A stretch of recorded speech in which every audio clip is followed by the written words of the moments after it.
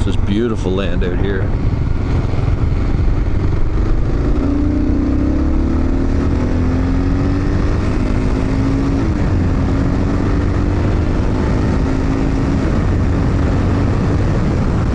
KLR's rolling along nicely.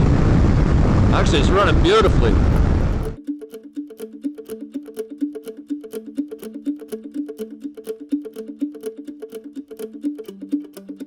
Hey guys, Mason here. Just out for a tour. Thought I'd do a little review of how the KLR 650's been this season.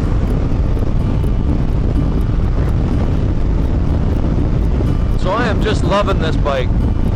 This machine hasn't given me any trouble at all this year. I haven't lost a single nut, bolt. Nothing is broken.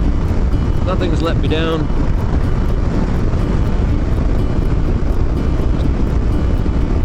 And I am very, very, very happy. Very impressed, actually, for its price point. So I got this new last fall, to people who haven't been following the channel. New last fall, put a very little bit of time on it there in the fall before it got too cool. I will check and see what that mileage was. And the remainder of the 6500 I've put on this year so far. And some of that has been highway, but not a lot. The majority of that has been back roads, gravel roads, and non-maintained service roads, and then some trails. We've been up to Cabot Head Lighthouse, a couple tours around through Lion's Head, been up and down the Lake Huron shoreline. It's been through mud, water,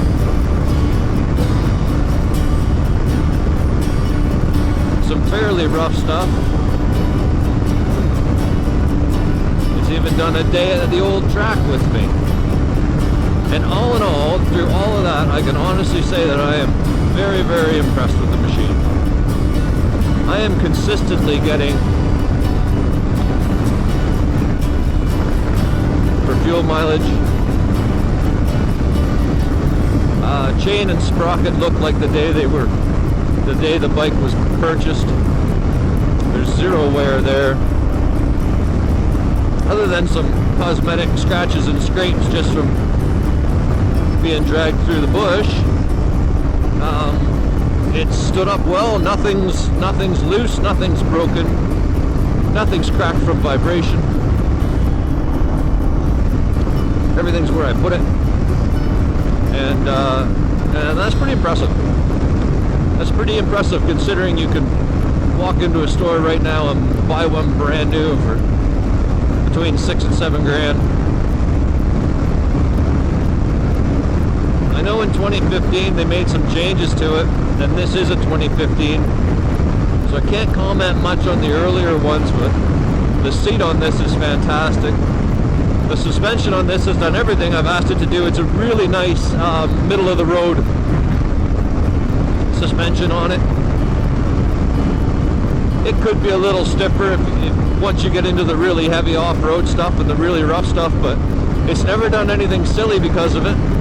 For rider comfort, I put the bar risers on, the Rocks bar risers on it, and then I moved the windshield up. I built that, but I would highly recommend buying the KLR Dash windscreen riser. That allowed me to roll my bars ahead, roll my bars forward, which gives me a really comfortable riding position on the KLR, and it makes it handle nice too. Rolling the bars ahead like that takes some of the twitch out of the steering. It's still very flicky, but it goes where you need it to go. It does it accurately. Really works well. Aftermarket foot pegs is a good idea on a KLR. Get rid of those rubber ones. I don't have a specific brand. I got mine for $10 off eBay. Had to do a little bit of grinding and carrying on to make them work, but they work and they've been great. Crash bars that I put on the bike, I've only been down once on it this fall, and even that was super low speed, but they have stood up really well for everything I've done, and they give me a lash point for the two Moose Racing fender bags that I have strapped on there. One side, this side down here has my spare tubes and tire irons and a pump. This side down here has all my other tools in it, and they fit perfectly on the SW Motec crash bars. I also have the skid plate by the same company, and it's been fantastic.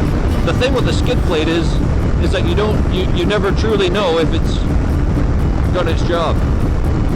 But up until now, and since I've had it on, there has been no damage done to my engine casings, and I've been over some logs and rocks and that sort of stuff.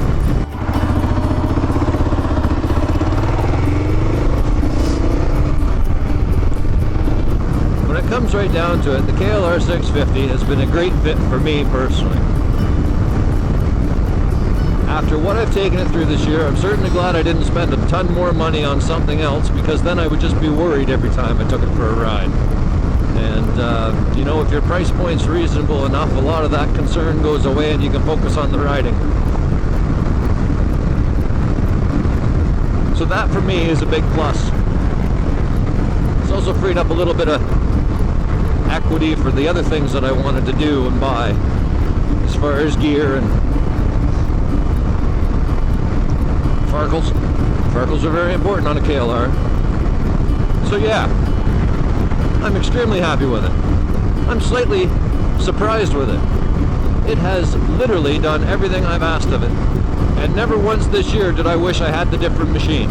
Never once did I say, oh, this ride is too long and I'm too uncomfortable, or man, this trail's too tight and narrow, I wish I was on a such and such. This did it all very well. I mean, it's surprisingly agile, it's surprisingly comfortable, it's surprisingly affordable, and it's surprisingly good. Thanks for watching, guys. Catch you on the next one.